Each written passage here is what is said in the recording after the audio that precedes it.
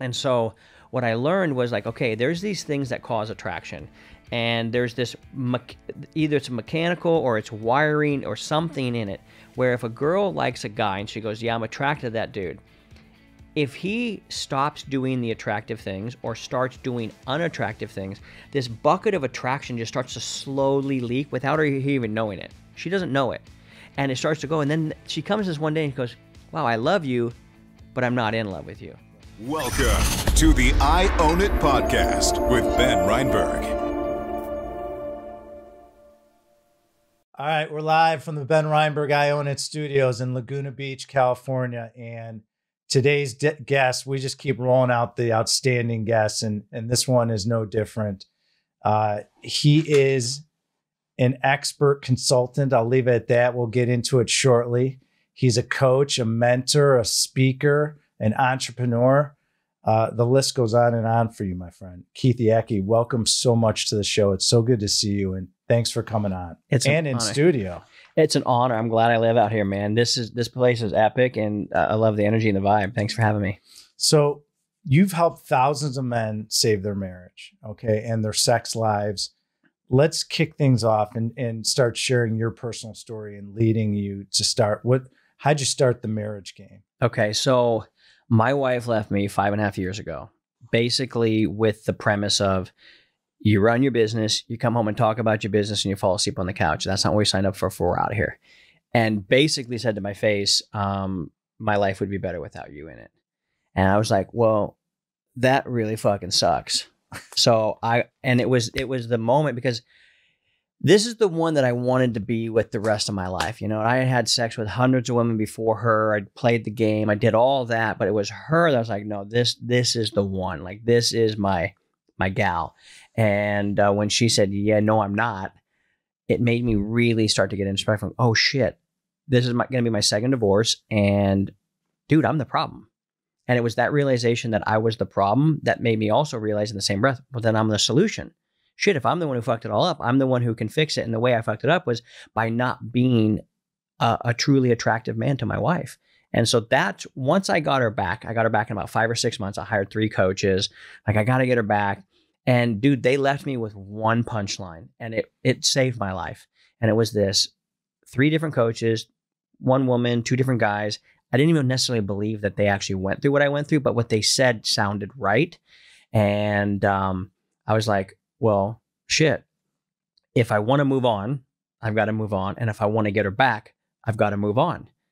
Growing up playing football, I'm like, well, dude, this is a 1-page playbook. I can do that. It hurt like hell to do it, but I just said, I gotta leave her in the rearview mirror. She was already talking to another guy. Like, I was way out of the picture. And I was like, I had to become fine with that. And that's when I actually found who I was. And then becoming who I was, and what we teach now as a provocateur, what that actually means. And then she was just telling us on a coaching call today with our clients, she's like, I didn't even think I was going to be able to get Keith back. That's where his mind was. So it was that. She came back, we worked through it, and we started looking around like, everybody struggles with the exact same shit, but nobody's giving like the real answer.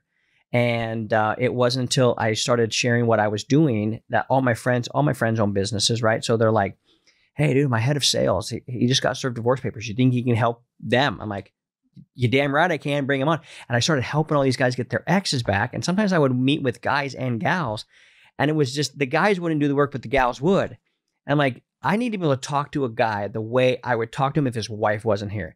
Like, listen, you fucking dumb fuck, you need to wake up, and here's what's really going on. And my buddy Garrett J. White, we were surfing, and he's like, dude, I've seen your marriage. He was, at that time, we'd been best friends for a couple of years. We'd surf almost every day. So we'd spent so much time. We'd been on double dates. It's like, I've seen the way your wife looks at you. That is not normal.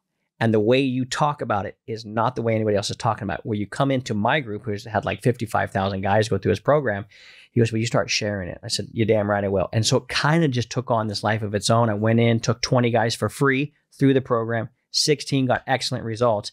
I was like, I know this didn't just work for me. It's going to work for you motherfuckers too. And so that's when we launched. Is a key for the man, take the man, for example, to be the best version of themselves, be authentic, the best version, and you will naturally attract who you want. The other thing about it is you really get clarity of what you want. Yep. Do you have guys that maybe they're divorced or separated and they get cleared? They're like, I just realized I don't want that. 100%. You know, Not 100% of the guys, but yeah, right. that's But that happens. Oh yeah. Okay. Because they get their power back. Most guys come to me when they're desperate and disempowered. Right. And we have to change that and go, no, dude, stop. We got to get you empowered. And when we get them empowered, then they can actually, I always say, don't you want to make a decision from empowerment rather than being desperate and disempowered? Like, yeah, of course. I go, cool. We come through our program. At the end of the program, you can decide. And almost every one of them goes for the interviewee role of like, I hope she hires me, to the interviewer role where it's like, do I want you in my life? Exactly. It's a beautiful thing, man. It's a great thing. Yeah. One of the questions that our listeners, we had this, it was multiple times asked, is that they'll have a significant other or a spouse, and they will go through a program like yours or learn or become empowered, and they get clarity and they realize, I'm growing as a person and my growth is up here. I'm really working on myself, Keith. I've been humping and getting it done, but my significant other is not growing with me. What do you tell those guys? How does that work when people are outgrowing their better half? So our program, our initial program is 90 days. And I just basically say, we're going to work on you for 90 days. Let's not even talk about her unless it has to do with logistics or whatever you're going through. And then at that point, if she's not growing or is not that interested, then I always encourage, hey, let's give her some grace. She probably has some PTSD from you being a douchebag for a long time. And if there's any progress at all, let's continue with that same plan. Because I always say, if you're getting a little bit of progress, time is on your side. If you're not getting any progress or going negative, time is your worst enemy. And so if they get a little bit of progress and they're starting to see things move towards the way they want, I go, hey man, you might be the slow boat to China, but you're going to get there if you keep going. And so I always encourage grace. Like, dude, you've probably been screwing this up for at least 15 years. You can't expect her to change in 15 days. Although the energy can change, they might not get, some guys come in and go, man, I'm getting laid once every 6 months. I'd like to get laid 2 or 3 times a week. And I go, okay, cool. I can appreciate that. And then by the time they're done working this, they're getting laid once a week, but they want more, but they're like, I can't believe this is what's happening to me. So then we just like, well, just give it some time. Like, let's continue to get you where you want to go. So the change is becoming more attractive. So for yourself. Yeah, our punchline is become the most attractive version of you for you. Okay. Because she already liked you in the beginning. She wouldn't have said, I do. Right. So we know you're her type. And eventually, here's can I break down the science of how I believe this? Okay. You got the floor. Okay, cool. So having had sex with hundreds of women before I met my ride or die, right, I learned a lot about the female psyche, how she works, what's important to her, and all that type of stuff. And I genuinely, like, it's not that I was just this one night stand with all these and all I looked at was just walking vaginas. No, I actually, I like to connect with people like on a soul level. And so what I learned was like, okay, there's these things that cause attraction. And there's this, either it's mechanical or it's wiring or something in it, where if a girl likes a guy and she goes, yeah, I'm attracted to that dude.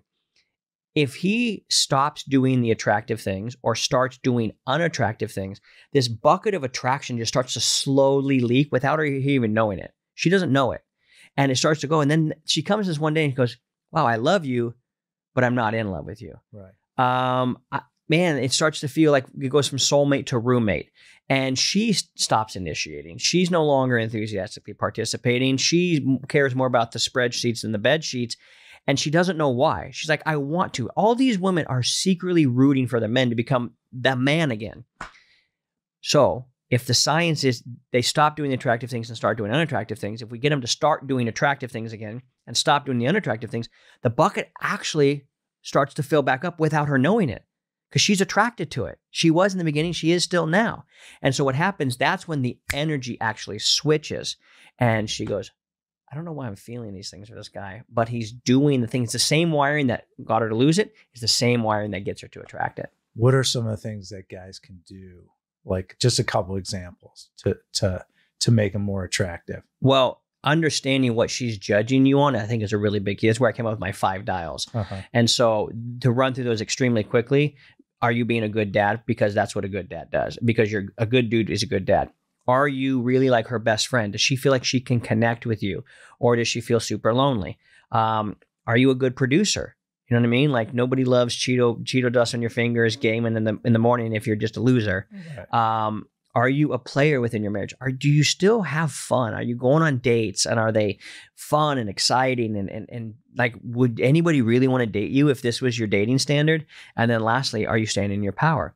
Do you do what you say you're going to do when you say you're going to do it without fault? Can she trust on you? All those dials, and there's nuances within those dials, obviously. But once you start cranking those things up, that's what we call the provocateur, a man who provokes his woman to actually lust after him. Yeah. So those types of things like, hey, that's what they need to check themselves on. So what makes your approach so compelling to me when I was looking into it, that focuses on personal accountability, which you touched on. And once you realize you're the problem, that unlocks doors to then become the solution. What do you say to people you meet whose ego doesn't seem quite ready to take on that full responsibility? Then I just tell them, you're going to continue to suffer until you do. Okay. Like there's no way around it. You got to eat the shit sandwich if you want to do it or you don't. So if a guy's got an ego problem, I just ask him, okay, so what do you really like? What do you really want? What you and I were talking about, off camera, like how we're almost afraid to really say, this is what I really want. So I ask him, what do you really want? He goes, I want to be wanted. Because that's what I discovered is I didn't just want sex. I wanted to be wanted. Most men want sex, obviously, but more than sex, they want to be wanted by their wife. They want that look in the eye again, And so I just go, if you can't have both, you can't be this egotistical prick that's not going to listen to anybody and also get this. Because ego and egotistical people have a hard time truly connecting on a soul level, and they have a lot of taker energy. Aren't you lucky to be in my presence? Right. Well, they may be lucky to be in your presence, but you don't need to say that. You know what I'm saying? Exactly. And so therefore, people feel like you're always taking something. So people are eventually like, I've given enough, dude, fuck you. And so that's what typically happens when a guy's like like an egomaniac. What about women? Should they be more vocal in what they want? I think everybody should be more vocal. We are a society that says, go after your dreams, go after what you want. But in reality, the actual system of the society says, don't do what you want. You can't be creative. That's for somebody else. Do what you're told. Stay on this line. Get up when this bell rings. And so it actually funnels people and conditions them to not actually say, well, no, this is what I want. So yeah, I think that's why we're sitting here talking, is because Jessie said, I don't want to be in a marriage with a dude like this. Right. And she stood up for herself. Right. If more women would do that, just expressly saying, I really like you, or I love you, and I want to be with you, instead of just thinking it, actually have a conversation about it and let it come on the table and see where the chips fall. Well, most guys can't handle, if their woman told them, hey, I'm just not attracted to you. And most women actually don't articulate it that way. I think another reason why what I say and how I talk seems so new to a lot of people's ears is I'm only talking about one thing, an attraction. Right. That's it. I'm like, hey, you want her to be fuck you? Yeah. Are you fuckable? No. There you go. Okay. Well, then let's become fuckable. Like there's no other answer. There's no other answer. Do you want to play the bass? Yeah. You got to learn how to play the bass. That's it. That's it's awesome. so fucking simple. I think that's what everyone was like. This guy is saying the most basic shit, right? That's right. I know that. But usually it takes a lot of thought to boil stuff down to its most simple, basic thing. But isn't really people's reactions, whether it's a male or it's all fear-based instead of out of love. Instead, people use fear to make decisions. Yeah. And instead of taking a step back and like, this is fear-based thinking. Maybe if I didn't have that, what would life really be like? Yeah. And that's hard for people. So you might be teaching something that's so simple, but you're battling someone's fears and root experiences and past traumas you got to get over. All of that. And it's a challenge. Do you dig into that at all with people? 100%. Okay. So my wife got an Escalade about a year ago. I found out that those things have not doubled in price, but damn near double in price. Right. And I said, hey, if somebody came and gave you offered you the same amount of cash that you paid for it, knowing what it's worth, would you sell it? She said, what are you talking about? I go, of course not, because you know the worth. You would never sell something below its worth if you don't have to. Right. And so that's what happens is people have settled for something less, or they're asking to be settled for something that's less than their worth. And it's like, that's ridiculous. It's crazy, but they don't see themselves that way. Right. Most guys have never been held accountable to what they actually say they're going to do. It's why most people are overweight. It's why most people are broke or just above broke. It's why most people don't have the sex life. Like, I have a premise that I say that catches most people off guard. And I go, honeymoon sex is for the minor leaguers, and soul sex gets better and better with age. Yeah, I believe it because I'm living it and I'm watching the guys in my program actually live it. But we're not told that in our society. And most guys, they don't know that that could be the standard, and they don't know that it's on their back for that to be the standard. So they've just checked out. Man, guys have checked out, and I think it's on purpose by whoever owns this media loves to make man emasculated. It's the exact opposite. Whatever you're gonna hear on TV, what do you see on TV? Al Bundy. Yeah. Bunch of fucking Al Bundys. Yeah. And everyone's like, well, I guess that's just normal. It's like, no, it's not, dude. Conan. Let's be fucking Conan. Yeah, that's a great example. Do you find that when people go through your program, and I'm sure there's a lot of entrepreneurs. Yeah. Because entrepreneurs work long hours. I could tell you from firsthand experience running my company, Alliance, you neglect a lot of personal life. You know, you might not go to kids' games. You might not spend as much time with the spouse, etc. Do you see a difference in their business? Do they come back to you and say, man, Keith, my revenue's jumped. Yeah. I'm happier. Almost I see more clarity. Yeah. That's wild. It's because they realize who they are. Mm-hmm. They go, wait a second, I have all this power. When a guy starts to do what he says he's going to do, when he says he can do it without fault, that singular thing right there, which most men cannot say that. I can say, that's me.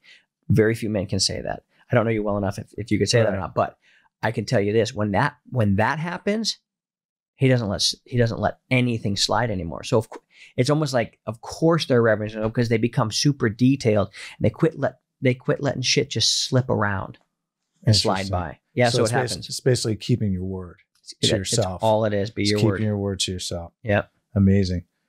That simple principle will slide right by most listeners, and they'll think, yeah, of course I do. Every man says his word is his bond. Yeah. They're lying sacks of shit. Totally. And I was the biggest lying sack of shit. That's why I can call them that. In your personal story, you talk about hitting rock bottom, and you were moving into your dream home, and you neglected to pay attention to your wife and daughter that you touched on. How come you let things get so bad? And why do so many men take their eyes off the ball of paying attention and actively showing love to their family? Dude, okay. I don't know how I fell asleep. I just know I did. And even since I've had her back, I've almost fallen asleep again. This is how easy it is to fall asleep. I believe why it happens for so many people is kind of like why we love new car smell. New car smell is intoxicating. And for guys that I relate to, I'm an entrepreneur like you are. So I attract a lot of entrepreneurs because we just talk differently. We will not let anybody hold us back from what we want, right? So there's that image. And that usually is why guys will find a coach that are entrepreneurs, because this problem sucks ass. I feel like I'm in a prison. I hate being in a sexual relationship. I hate that my wife is throwing me a hand job every once in a while, thinking that this little crumb is okay. So they're usually the ones that will stick up and go, fuck this. I'm going to go do something about this. So why I think they fall asleep is because we do get inoculated with conquering new territory, and the chasing of money feels so good for us. Because it's wired in our DNA. We are supposed to kill buffalo. That is what we are made to do. We are buffalo killing machines. So I think we get lost in that hunt, and the wife is no longer a hunt. There's no chase in that anymore. Right. I think there's something there that's causing men to be like this, almost like this mentality of, she said I do, it's done. We crossed the finish line. Yet I would encourage guys to look at it differently and go, no, you just stepped into the starting blocks, because the attraction is different. Short-term attraction and long-term attraction, they look like twin cousins, but they're radically different. And that's what happens. Is there something that the male should be doing on a continuing basis to keep that attraction? What would be an example you can give our audience? Well, first of all, every man should be a great example of physicality. Straight and foremost. That's usually what is the quickest physical thing is A lot of guys end up getting dad bods. You know what I mean? Like, it's like, well, your wife is not attracted to you because actually there's not a woman on planet Earth that would genuinely be attracted to you. So that's the first one. Attitude, confidence is so when I talk about attraction, a lot of guys think biceps, abs. Now that is a portion of it. But the way I look at it is attraction means somebody's being pulled into you. They're being attracted to just listen and hear. Like there's guys that are attracted to me that aren't gay, but they're like, I'm leaning in because I'm listening to what you're saying. It's the same sort of energy. And repelling is pushing away. So that's where ladies start spraying in their eyeballs because they're rolling their eyes so much because this guy's like, back in 82, I could throw this. She's like, dude, you can't even pick up dog shit without, like, what are you talking about? So a lot of guys become radically delusional. I notice a lot of them, Western men, are pretty fucking delusional. I'll meet a guy like, dude, I'm like 20 pounds overweight. Like, dude, you are 80 pounds overweight. I'm 20 pounds overweight and I look good. Right. Okay. So you're delusional. So quick thing is start to take themselves as a priority. Secondly, most guys have taker energy. They are doing things to get laid. Okay. I'm going to pick up the laundry or do the laundry, pick up the house, clean this, do the dishes, take out the trash, buy her gifts, make sure she says, yeah, say yes to her more. They do all of that.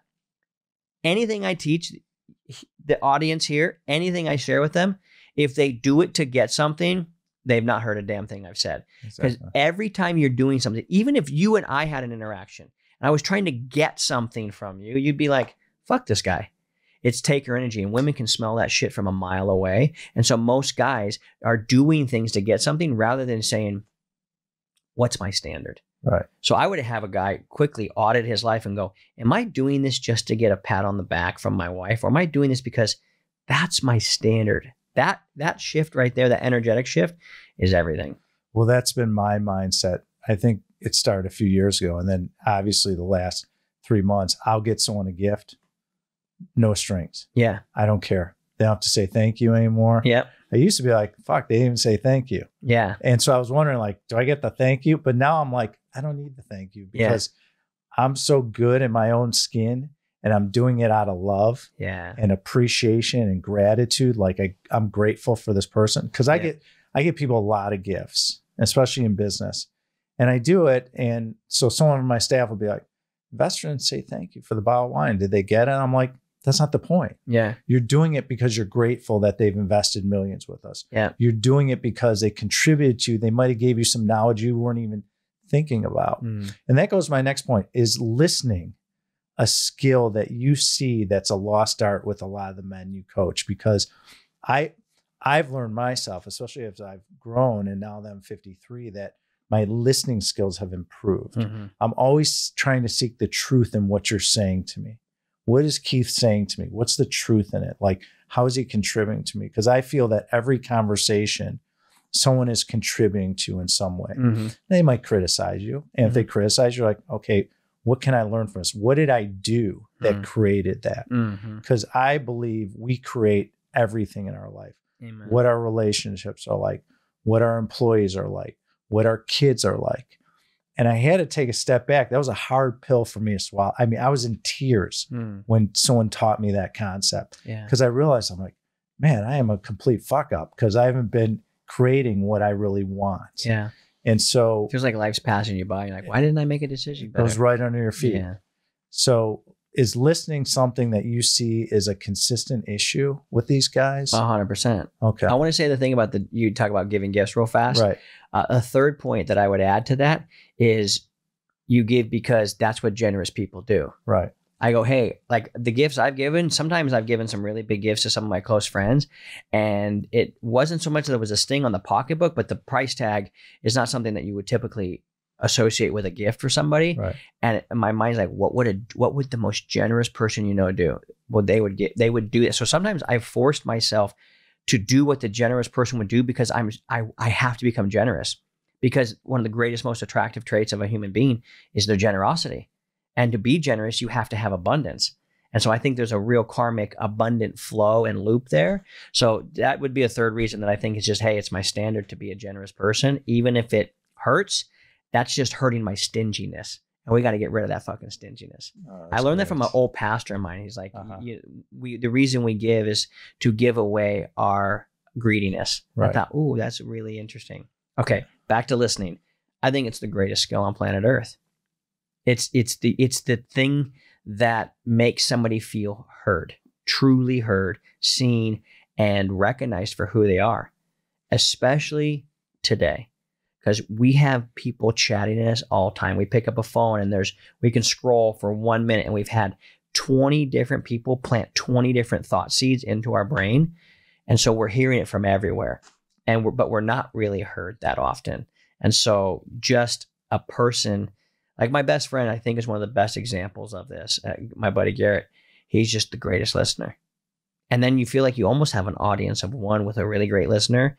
And who doesn't want an audience of one? And he probably realizes when I'm listening. I've never met him, but I would have to feel like when he's listening, he's learning. He's learning. And then he can react. Exactly. And what's amazing about listening that I've learned is that you can build such a deep connection with someone. Yep. So what ends up happening? Better relationship, referrals, more money, attracting. Yeah. Life just gets easier. You're seeing, man. Like with all this sex talk and all this other stuff, I just go, man, if I'm going to be honest, I just want to be loved. Keith Yackey wants to feel loved. Right. That's all I want. Right.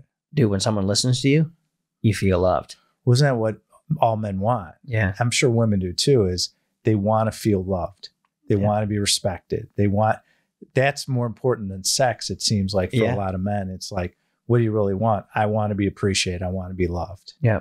And it's a lot. And a lot of women out there, hopefully they're listening, they could hear that and say, okay, well, if I know that's what he wants, how do we steer him in that right direction? For sure. And I want to say another thing, and this one might sound a little woo-woo, and I'm okay with it. That's and okay. If you guys want to cut it out, you can. No, we won't cut it. But it's what the journey you've recently been on, the one that I've just been recently on is, the greatest hug you'll ever give. The greatest hug you'll ever get is the one you give yourself. Yep. And that self-love is a whole different world, that when you can fill up on loving yourself because of, dude, you're an incredible creature made to create. You were literally created to create. Like, we've created you talk about creating our world. We have the ability to create. And when you love, like, wow, look at this. This life is so amazing. You can give an abundance of love, and it's a lot easier for you to then receive it as well. So it always starts. What I love about the way I look at life, and it's probably the way I look at it, is it's all an inside game. I love it. I'm such a fan of what you do. Thank you, man. So what I really like is your concept of ascend brotherhood. Okay. And how you come up with it. How did you come up with it? Because I believe there's a lot of stigma in our culture around men supporting each other. Mm-hmm. There just is. That's how we think. And do you agree with that? And how have you been able to overcome that cultural resistance with the Ascend Brotherhood? So every question I ask every time I have my Ascend Brotherhood meeting, and I say, how many of you guys feel like 99% of the world doesn't get you or doesn't understand what you're talking about? Or in maybe a different way, how many of you think 99% of the people around you are dum-dums? Every hand raises. Yep. They go, yep, that's how I feel, right? And so I go, okay, well then everything out in the world, let me turn this off so it doesn't do that. Sorry about that. No worries. It's my daughter calling me from school, I'm sure. She likes to call me on her watch and just goof off. I go, cool. Everything you see on TV, everything in our culture was built for the 99%. Fuck all that. Comparison is not the thief of joy. And so I start to go, and I go, everything you've heard about brotherhood and like toxic masculinity and all that, it's all a bunch of bullshit. We used to have a tribe to survive. You couldn't, like, on your own. There was no lone wolves. They were called settlers, and they were almost all fucking killed by Indians. You know what I mean? Sure. Like, tribe, you had to have them to survive. We don't need them to survive. You can go down and get a Slurpee and a Twinkie and be 600 pounds and live in America. We don't care what they're thinking. We don't care what they're thinking. Now you have to have a tribe to thrive. And so what I found was when you would be around guys that you were competitive with, like, I think competition, feature, not a flaw. Comparison, feature, not a flaw. Shame, feature, not a flaw. Embarrassment, feature, not a flaw. Guilt, feature, not a flaw. Here's why. If you showed up to your hunting party back in the day, 40 pounds overweight, can't run for shit, and your spear's dull, you should feel guilty, ashamed, and feel like a total fucking retard for not showing up and being an asset to the team. That hasn't changed. So now I'm like, I want to put a group of dudes together. We all feel the same way. You're not allowed to show up to the next meeting fatter. You're not allowed to show up to the next meeting more broke. You're not, I mean, if you are, we want to know why and what the fuck's going on. Why? Holding yourself to a higher standard. So I got the idea because me and Garrett and Jeremy and a couple other local guys started hanging out. I bought a pool table and we all started shooting pool. And then all of us got pool tables, and I got us jerseys, and we have this pool league. We call it the Legends League. It's awesome. Ridiculous. None of us are that great, but we're all about the same quality, so we can all like maybe possibly win. And next thing you know, I'm watching my friends go, dude, I'm having so much joy in my life right now. Like life turned into color. And I thought, shit, I started watching all these guys come to a married game, and not a lot of them had a real, true guy friend, like just a bro. And I was like, oh, these guys are missing out radically on how much joy, because when you have a real brotherhood, what's our love language? Shit talking. If my boys and I, we always are shit talking. That's how you feel loved. If you're not making fun of me for something, you know what I mean? You don't care about me. Right. And so I started seeing like my 4 or 5 best friends, my buddy Dan, who wrote that book, that when we would get around each other, we would laugh, we would have so much fun. And these guys were coming to a married game, and they didn't really have that. And so I'm like, let me see what I can do. Let me see if I can put a group of guys together and optimize for one thing: joy. So we play spike ball on the beach. We have a billiards tournament in my man cave. We go to go-kart racing. We do comedy night in the man cave. We do karaoke. Like we just hang out like a real brotherhood would. And dude, all those guys' lives are just like, all of us have changed because of it. So I got the idea from my close friends, and I said, I'm going to take it out to another 35 guys. I love it. Let's talk about empowerment. Okay. Because it kind of touches on that a little bit. And being empowered allows you to show up in life, be present. Mm-hmm. It was something I had to work on a long time. Mm-hmm. I was, especially in commercial real estate, you're on loans, hundreds of $millions of loans, and you're worried about the future. Yeah. And you're not present with someone and being in that moment. Talk about, what does empowerment mean to you? And how do people step into that empowering story in their lives so they can continue to show up and have confidence? What would you advise men about it? Very simply,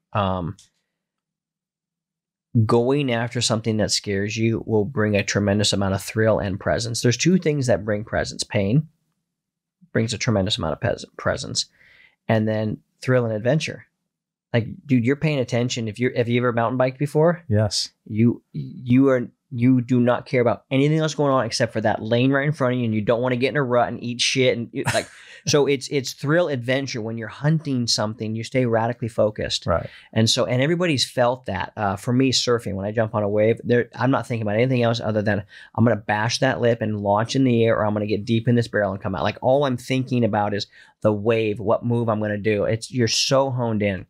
And so most guys have become radically distracted. So there's 2 things. You've got what does it mean to be focused? And a lot of that is eliminating distractions. Presence is eliminating distractions. So a lot of guys know more about sports and music and everything else that has nothing to do with their life other than just pure consumption and entertainment. And so I would say the first thing is, have you ever decided what would it be like to go all in on your life? And we see this in society. Like, for example, when you see a guy like Michael Jordan or any sports star, it seems like the world revolves around them because that's what they decided.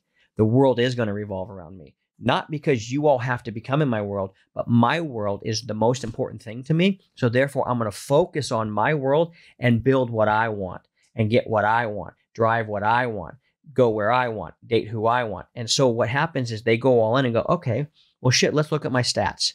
Well, I'm 40 pounds overweight.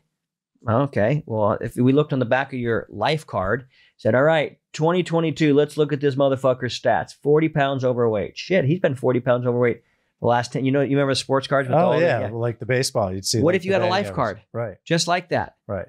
And it'd be like, start to care about what you're doing. Nobody's coming to save you. Nobody's coming to help you. That would be the first thing. Go all in on you. What that looks like is figure out something. I did 75 hard and it woke me up like nobody else. I don't know if 75 hard is the only thing that can do that, because clearly a lot of people have woken up without it. But if you can give yourself, these are 5 things I'm going to do every single day. I'm going to read 10 pages. I'm going to drink a gallon of water. I'm going to at least get sweaty for 20 minutes a day.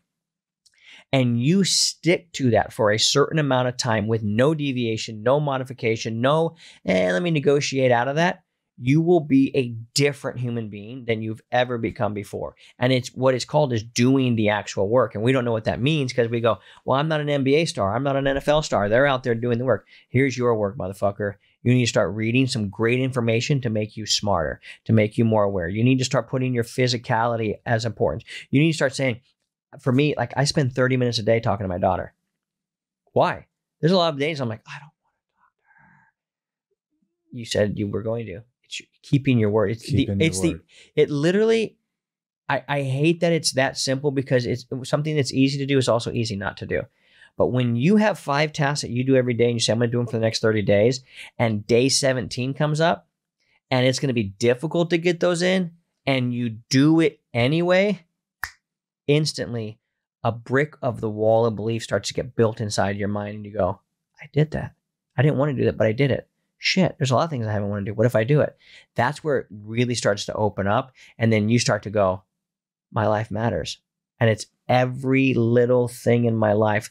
I call these virtual, this is just a VR screen that I'm like, this is just a VR screen. I know it's reality. I know it's a real brick. I know it's a real microphone, but my decisions caused me to come into this VR room. That's right. You know what I mean? Yeah, absolutely. So that's how I would start. Well, it's similar like with employees, like at my company, because you always give the difficult task or an important task to the busiest person. Why? Mm-hmm. Because they keep their commitments. Yeah. They keep their word. Yeah. It's the hardest thing in business to find people that will keep their word. Are you going to do that task? Yeah, I'll get it done this week. It gets done 2 months later. Yeah. Oh, that's annoying. It's so challenging. And if people would do that for themselves, self-love, they would transcend it into their business or into their work. And I see that a lot. And it just drives me crazy because I'm like, just keep your word. Yeah. Well, it's a mentality for me. I go, honestly, I would break my word with you before I'd break it with myself. Right. And I think you should say the same. That's great. I love myself so much. I would never dishonor myself like that, ever. And what happened was because I started keeping my word impeccably, like it doesn't matter, man. If I see trash on the trail, I have to pick it up because I said I will always leave spots cleaner than when I left them. Right. I will always leave a human better than when I left them. This is my word and I've spoken it and I've created it. I will never violate that to myself ever. And that's what starts to, you go, wait a second, that must be a really special human being. Yeah, I am, to myself. And when you start to value yourself, other people start, I don't think I'm valuable to people. I think I am value. You around me, you're going to walk away a better human being. I believe that. Why? Because I'm going to walk away a better human being having been here.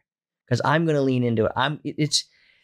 It's so simple. And I finally found out, dude, finally at 43 fucking years old. I just learned this 18 months ago, man. And that's why I'm so passionate about it. I feel like an evangelist towards it. It's like, if you just do what you say you're going to do, I'm going to get up at 4. It's not 4 or 1. That's right. 4. That's right. 4, motherfucker. You said 4. And how it changed in my relationship. My wife now trusts me. Right. My wife's not worried about me sleeping around or like, oh, you're going to cheat on me. That we never talk like that. That's not even a concern. What she used to get pissed off at is, you said to be home at 5 and now it's 5:15. You said you're going to pick up Jovi from school. You forgot. You said you were going to get this and you said you were going to hang the painting and I wasn't doing what I said I was going to do. So their trust was eroded. Right. And what we discovered was when the trust goes down, the lust goes down. Mm. And so when I started to build the trust back up, trustworthiness is based on whether you believe somebody's going to do what they say they're going to do. That's the only, hey, can you keep this secret? And then you go share the secret. Oh, you didn't do what you said. I can't trust you now. Exactly. That's all it is. Right. Trust and do what you say you're going to do. are twins. They are Siamese twins. They're attached at the hip. You cannot separate them. And so once you find that and you go, wait a second, and the woman can trust this man, that's where I came up with the phrase, when the trust goes up, the lust goes up. Oh, I love that. Great phrase. Thank you, man. It's starting to get a lot of mileage even outside of my mouth, and I like that. So here's a topic I want to talk about. You deal with a lot of entrepreneurs. Mhm. We're both entrepreneurs. It's lonely when you're an entrepreneur.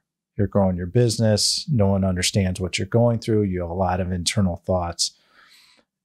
I believe a lot of men become lone wolves as they get older. Mhm. You know, you lose friends, you have kids, you find what you're interested in, and you ignore that brotherhood. And I'm Mhm. sure that's why people gravitate to that, because they used to have it. Maybe they were growing up in college or high school or whatever, and they get married, they have kids, it goes by the wayside. Yep. Do you think that's normal or more of a byproduct of modern society? Yeah, I think it's a byproduct of modern society. We're so individualistic. We're so into ourselves. So as an entrepreneur, it can be lonely. It doesn't have to be. I've never felt lonely in my entrepreneurial journey. Not once, not ever. Why? Because I've always had good friends around me. I have a concept I call the 4 horsemen, and it's my guys. You know what I mean? And how that works is, we just say we're committed. We're gonna be besties until we're 88, and that also means we're gonna talk about whatever it is. So all my buddies are entrepreneurs. We all have each other. If we have a question or problem, we just call each other. I got some of the smartest entrepreneurial friends in the world. They're rich as fuck, and I can say, "Hey, I'm running this part of my business." Like, "Oh yeah, you're at this space. Let me help you." This, tick, tick, tick. And I go. So I've never felt lonely. That's great. Never. What advice do you share with guys who are approaching middle age and find themselves pretty isolated? Go find a group of men. And if you have to pay for it, pay for it. Okay. I've bought my way into the lot in the beginning, so many rooms. I go, where do entrepreneurs hang out? Well, they're all in these $30,000 masterminds based off of pretty much their industry niche. And they're all fucking successful. Okay, well, success leaves clues. That's where they're hanging out. If I could make a friend that would make it so I don't feel lonely and make radical connections that could elaborate my business and grow my business, is that worth $30K? Well, it's worth $30K 100 times over. And so I always knew that. I just like, if you're around guys, you catch more with your eyes. More is caught than is ever taught. And so I want to be around dudes that are doing shit that are above and beyond where I'm at now, because that's where I want to go. And I know they're all knuckleheads. They're all just like us. My friend who did 90 million last year, my other buddy, like, he's a knucklehead. He's just like us, but he thinks a little bit different when it comes to business. Interesting. When he looks at me and he goes, dude, you're a billionaire when it comes to relationships. And I go, you're a total fucking idiot. And here's why. And then I go, boom, boom, boom. And they're like, I can do that. I go, I know. So it's minor tweaks, but dude, buy your way into a room. Yeah. Well, I always say that if you're in a room and you're the smartest guy or the most talented guy, you're in the wrong room. Yeah. You know, you need to be in a room where you're being challenged. Yeah. More successful people, Absolutely. more knowledge. So, and it's a little scary. So go do it. So the audience had asked me to ask you this. And so you've dated porn stars. Yes. And I'm not really sure what the question is. We got abundance of them, but they want you to share more about your experience. With the porn star? Yes. This was, okay, so there's one porn star I was with. She was really famous back in the day. I'm not going to say her name. Right. She's married and has a child and all this other great. She's a great human being. But she was the first one that ever squirted. And I was doing her on the couch, and I thought she was peeing all over me, and I'm like, I've never had this happen. She goes, oh my God, I haven't squirted in so long. I was like, well, hey man, I felt like the most confident man in the world. I could get this porn star to squirt. So that's my best story about probably having sex with a porn star. Nice. How long ago was that? That would have been a couple years before I met Jesse. So probably 15 years ago. Yeah. 14. Sounds about right. Yeah. So I don't know. It sounds about right. Well, yeah. You know, look, being commercial real estate, you got no math. Yeah. So you're trained in your head how to deal with numbers. I love it. That's great. It's part of the training. a lot of people don't know you were a pastor Yeah. in your former life. Still am. I'm just called the pastor of pussy now. Right. You're a little bit different. You're kind of going outside the box here. Yeah. So when you do your videos, I kind of see you preaching. Yeah. I see a lot of that in you, the talent you have. What motivated you back then to be a pastor, and what were you looking for? Oh, okay. I've actually had a lot of time to dissect this, and I'm not going to make myself look good here at all, but I'm going to tell you the truth. Sure. So I think what I realize about me is if I'm going to be in something, I want to be the leader of it. And so I was convinced at 15 years old I was going to hell and I needed to repent and get Jesus as my Lord and Savior. And I'm like, well, cool. Then, yeah, I don't want to go to hell. I mean, it sounds like the ultimate insurance policy is like, if you're going to live 70 years, but yet burn as an eternal briquette for 70 million, fuck the 70 years. Give me the 70 million. That was conditioned by the religion I was growing up in. Right. So I don't believe that. I don't think I believe that anymore, but it was really ingrained in me. And so I got into it. I'm like, well, if I'm going to be in this new club, I want to be up there talking. And I don't know. I just think it was a pull for me. And then I think it was a pull for me, but that pastor, interestingly enough. So I think it was just the desire for attention, if I'm being honest. Okay. I mean, I probably like a lot of kids, I want to be a professional athlete. I wanted to be a rock star. I wanted people to love me. So I think a lot of guys can relate to that, but I don't think many would say it like that, but that's how I felt. But my original pastor, when I was 16 years old, he was dyslexic, but he was a good preacher.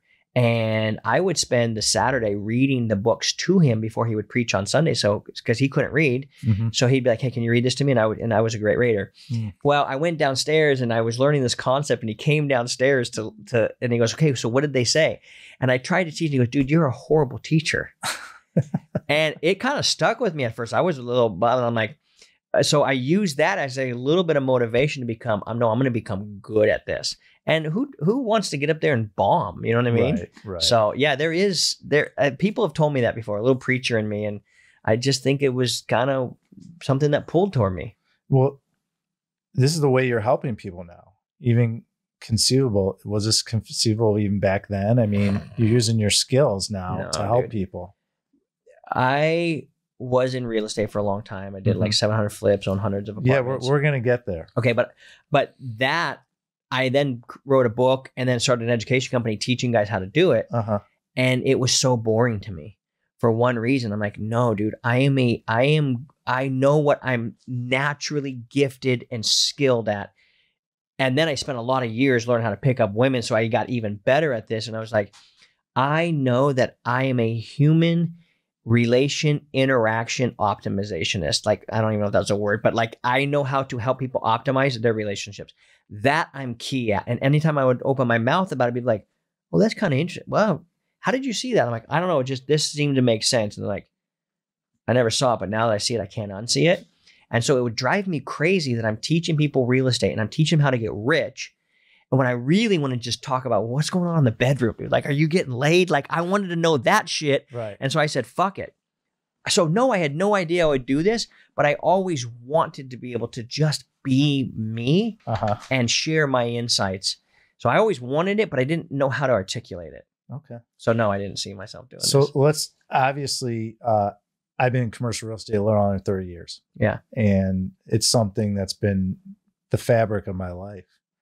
And you had a company called Private Money Pro. Mm-hmm. And we have a lot of people that love real estate that listen and you were focused on helping raise private capital for real estate deals. Mm-hmm. Share more about the kind of deals you were doing as part of it. And how did you get into that space? Quickly, the quick down and dirty of the story is I saw a dude flipping properties online or on TV. And I thought, well, I think I could do that. I bought his course and ended up started flipping a bunch of properties. I was already a pastor in my previous life. So I was already good at talking on stage. And so I kind of got into that world of like the seminar education world because they're like, hey, you can do this, Keith. You're really good at talking. Why don't you jump up there? So I started lecturing and teaching and sharing and all the other stuff. But what happened was I think I got into I realized that I didn't have any money. So I'm going to have to borrow it or figure it out or partner up with somebody. And so I got good at that in the beginning to start doing deals. And I just was a hustler. I'm like, I'm going to go flip as many. I flipped like 185 properties my first like a couple years in the business. I was that gung ho about it. So that's kind of how I got into it. And, but it just, I like people. I want to know how to help people. So it kind of bored me, just the numbers. I understand them all, but and then I got into, did I answer your question right? Yeah, no, it was perfect. Okay. No, you're all good. Do you spend a lot of time on investing? Do you now? Yeah. No.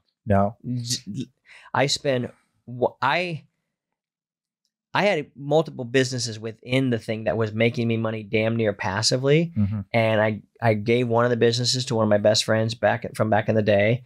And I said, I don't want to spend 1 minute thinking about anything other than married game and how I can build this thing. I want to be the voice of modern day relationships. I think my shit is more important than anybody that's ever wrote anything in any fucking book about relationships. I genuinely believe that about what's coming out of me and what my wife and I are learning and teaching. So I said, I don't even want to think about any of that. That's how like all in I'm on this. That's brilliant. I love that. Tell me about real estate. No, I'm just kidding. No, we'll have to talk about real estate. We can talk about. I'm just saying. I love real estate, but we have to talk about it because I think what you do is fascinating. Thank you. I love it. I love the personal development side too. I'm a huge fan of it, and I spend a lot of time in. You can tell, man, when I just meeting you and how you were talking earlier, like you do really care about that. I've been doubling down on myself.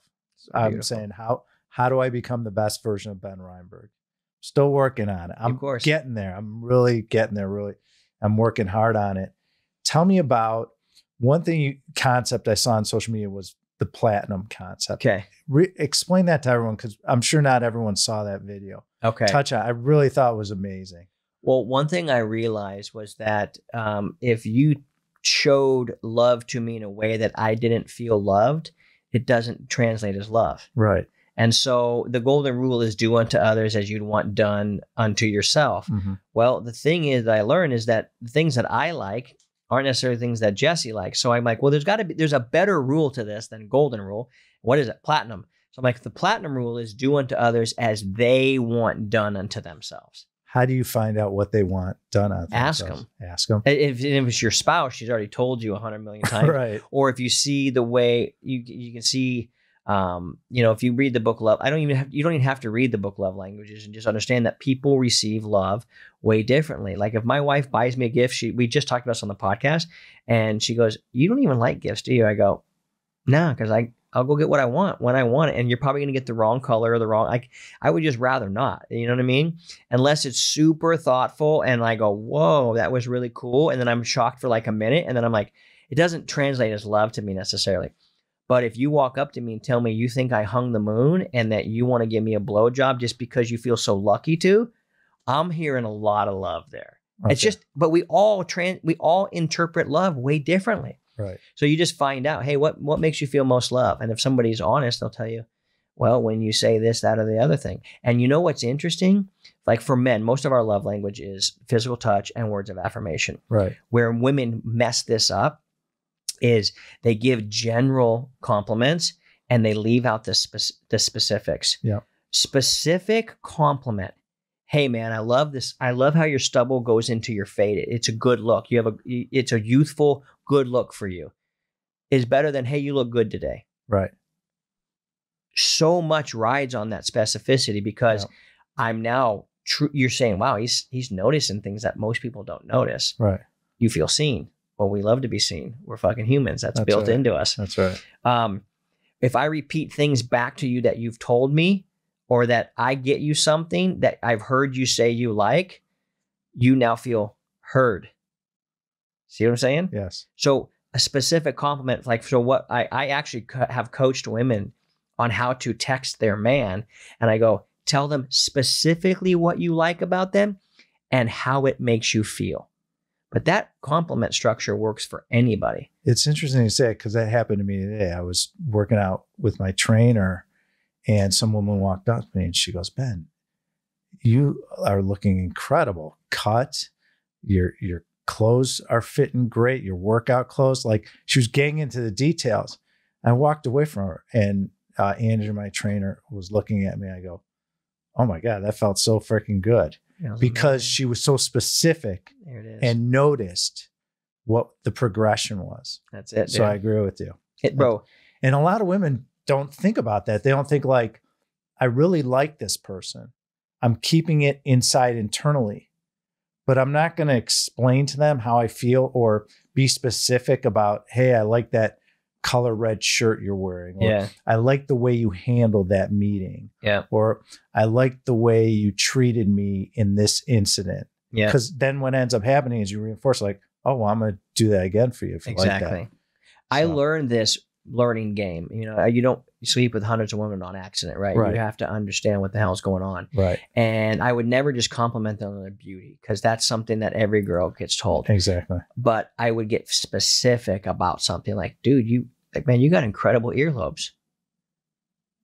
Nobody usually hears it, but if they don't have, I'm not going to say that they don't have incredible earlobes, Right.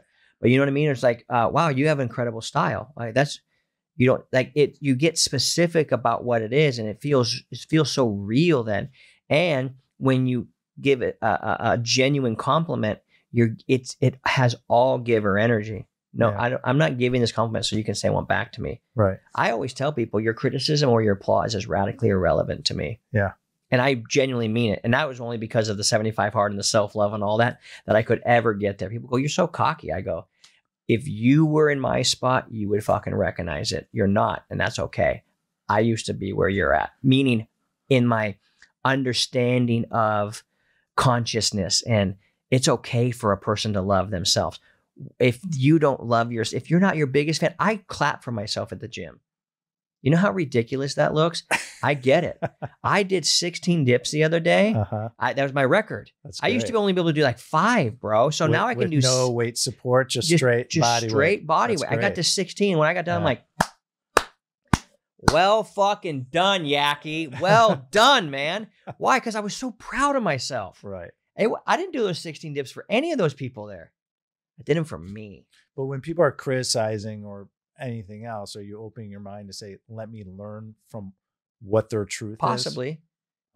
But I always consider the jar that the water's being poured from. Right. And if somebody's radically overweight and talking about me being cocky that I'm in shape, it's like, you didn't earn that vote. You don't get a vote here. Okay. You don't get to sit at the table and vote it because you've proven that you don't have the discipline to do anything about what you're talking about. You don't get to sit at this table. And I'm ruthless about that. So the name of this show is I Own It. Okay. And it's one of the many reasons why I wanted you to come here. Cool, man. Okay. Because you own every aspect of your life. Yeah. And I have so much gratitude for you, for what you put out. And it's really incredible. And it's great. It's great to watch. It's great content. So was there ever a time that you didn't fully own it? You didn't have responsibility for your life? Like, share that moment. Just an example. So a lot of the work I've been doing lately on myself is trying to turn all my insecurities into securities. Okay. And I have plenty of them just like everybody else. And so I'm facing them head on and going, okay, this is how you feel. Yep. And rather than judge myself for how I feel, I get really curious about how I feel. So curiosity can lead to change. Judgment cannot. And so I'm like, I remember what it's like. I grew up as a chubby kid. You know what I mean? So I wasn't the fit kid growing up. I grew up an athlete and I was one of the best athletes in town, but I never really went down that road. I chased something different. And so I remember getting my validation and my strokes for myself from everybody else. And I constantly needed it. And I would dare say I didn't really own it until about 18 to 20 months ago. And it was the most pivotal day. I will always remember this day for the rest of my life. And it was October 3rd of 2021. And, the pandemic hit. I doubled down on my business. I said, let them all go to sleep. No way. I'm doubling down. I doubled my ad spend. I went hard and I made a lot more money. And I felt proud of myself for doing that. But I noticed that my friends who started in business or similar time as me, they had all surpassed me. Not a couple of them, all of them. And I said, what's going on here? What's really happening here? And I realized that every one of them owned who they were, owned their niche, owned their life, and they were all in on it. And I noticed that I had money because I'd made some good business deals. So I didn't really necessarily, I was never really struggling at that point. But I'm like, I'm not building what these guys are building. And I realized I had to at that point, and I realized my discipline was off. And so the only thing I knew to do to get my discipline back was to follow a rigid schedule, like 75 hard.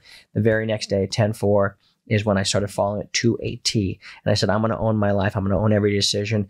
If I have an airplane that leaves at 6, I will get up at 3 to do my first workout. It doesn't matter. I'm tired of being an emotional little bitch. I'm going to do whatever the heck I say I'm going to do. And it was at that moment, 24 days into it, that I was able to look in the mirror for my very first time ever in my life and say to myself, I love you, I believe in you, and I trust you. That's awesome. That was it. So I'm only 18 months into this, and I am going off the fucking rails with it because the internal confidence I gained by completing a task that I said I was going to do, it made everybody else's opinion just so fucking irrelevant, man. Because I realized most people are giving their opinions from the same insecure place I was. And I tapped into it, and I finally hit it. It's so well said. We had Michael Burnoff on the show. I know Mike. And he's so talented. Yeah. And I walked away from it, and I listened to the episode again. And there's so many nuggets. But the one thing he said was, we don't celebrate our wins. You dropped your daughter off at school, win. You ate breakfast, win. You went to go work out, win. You showed up on the plane on time, win. Yeah. You had a great Zoom call with your staff, win. You hung out with Garrett and you guys built a deeper connection, win. Like, we don't reflect, like, we just go through life. Yeah. But we never reflect on the wins we have and love ourselves. And I thought that was so powerful when he said it. I kept listening. I'm like, man, I got to start doing that and celebrating the wins. And it's an amazing thing. You know how we say that? Unless you were going to say something after that. No, go ahead. So Garrett and I aren't the best surfers, but we're the biggest cheerleaders. And so we came up with a saying that said, if you can't be the leader, be the cheerleader. Right. And we've discovered that most leaders are the best cheerleaders. Yes. And so all my friends know, if you have your biggest revenue day, if you have the best blow job, anything that you're like, we topped it, you have to call me or send me a video, and I'm going to celebrate the shit out of you. All right. And so with our Send Brotherhood, we go 1, 2, 3, yeah, you. And we just send all that, like, yeah, you. Yeah, you. Yeah, man. We're like, well done. So we are so big into that philosophy. That's great. It's ridiculous. What's the best way to people engage with you? As a website? Obviously, you're on Instagram and social media. Yeah. Explain to our audience, what's the best way to follow you? All right. So KeithYackey.com has everything. It has the Ascend Brotherhood. It has Married Game. It has like About Me and Jesse. And it has the podcast. So you can kind of get all the links you want to go there. Right. But if you want to like engage with me, I don't check the website. I have guys that do all that. But I am actually the one that does the Instagram. I don't load. I have a team that loads up all like the reels and all this stuff, but I am the one who will respond to the DMs, and I am the one in the comments. So that's like where real interaction. That's where I interact. Yeah, you are incredibly genuine. I do the same thing where people DM you and you're the one actually responding. Yeah, which I think is amazing. That's fantastic. Yeah, I don't know if I'll do it forever, but right now it feels good, and that's all that matters. Yeah, I'm gonna keep going. So we're gonna wrap up with our 3 questions. And I've been excited for you to come in to ask you these. Normally we have a couch right here. Okay. Okay. And I would say, Keith, go lay on the couch. Okay. Okay. You're now in your mid 40s. And if you can go back to when you're 16, with all the knowledge, look at the last 18 months. Look at what you've been through your whole life, between porn stars to Jesse, to a daughter, to your other kids, all your experiences. What would you advise? What would you tell your 16-year-old self now, knowing what you know? You're this sophisticated, talented person. What are you telling yourself to help them? I would say if you could only focus on one thing, it would be discipline. Oh, that's amazing. And that's the thing I ran from for so long. And that's what happened to me back in October of 2021 is I said, fuck this. I'm going to become disciplined. I would tell my friends I'm the most disciplined man I know. And they all knew I wasn't, because they were way more disciplined than I am. And my friends, Garrett J. White, Dan Martell, are the craziest, most disciplined man I've ever met in my life. And I'd be like, I'm the most disciplined man I know. That's great. And I'd make them sit with it. But I actually did become the most disciplined man I know. I just chose to become it. I've told my life, I'm not that disciplined. I'm not that. No, I would tell my 16-year-old self, listen, it is a skill you can learn. This is not an attribute you are born with. It is a fucking skill. You can learn it. I could tell you right now, I would be a billionaire by the time I'm 43. I would by 44. If I would have got that at 16, I'd be a billionaire by now. Not that I even care about being a billionaire, but I would have been playing the game at such a high level for so long that you couldn't have stopped me. No.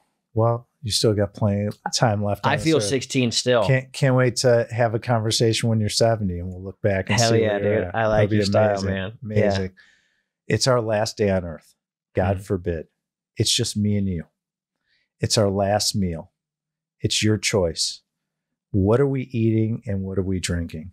We are having chicken makanwala, which is butter chicken from India. We are having it at a 7 to 8 spice, but we're adding a side of tamarind sauce. Add some sweetness.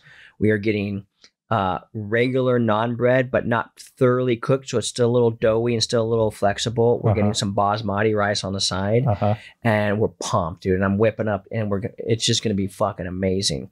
That's what we're eating. What I would like for us to be drinking is an espresso martini. And do you throw the little coffee beans in it too? Of course, dude. Yeah, man. And with a little dash of cinnamon. Wow. You put some cinnamon on top of an espresso martini, it makes it 10 times better. Oh, that sounds amazing. So you see in our studio, we have a grand piano, drum set, and we have electric guitars. If you could bring a musician or band into the studio, they could be deceased, they could be living, your choice to play us a song. Who is it and what are they playing us? I'm vacillating between two, and they're the top two. Oh, they're easiest. Maybe you get two.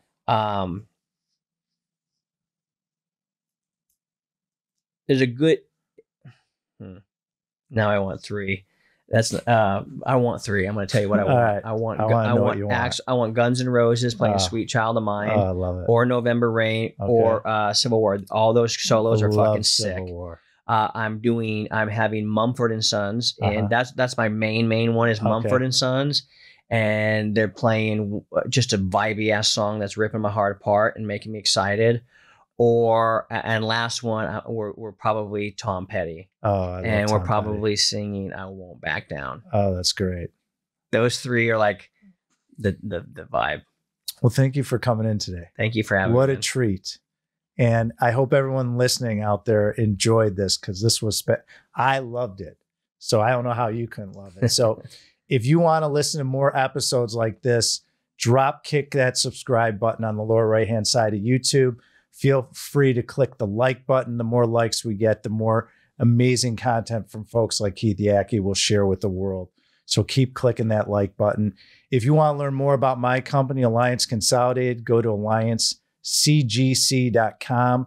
If you're interested in investing in our brand new Alliance Medical Property Fund, it's the #1 fund in the United States on the market. Feel free to log on. If you want to learn more about me, go to benreinberg.com, and you can follow me on all social media platforms. And obviously, feel free to listen to the Ben Reinberg I Own It show so you can get knowledge from a man like Keith Yackey, and as we continue to move forward. So thank you, everyone, for joining us, and have a great day. Thank you for listening to the I Own It podcast with Ben Reinberg. To hear our past episodes and connect with Ben, visit benreinberg.com.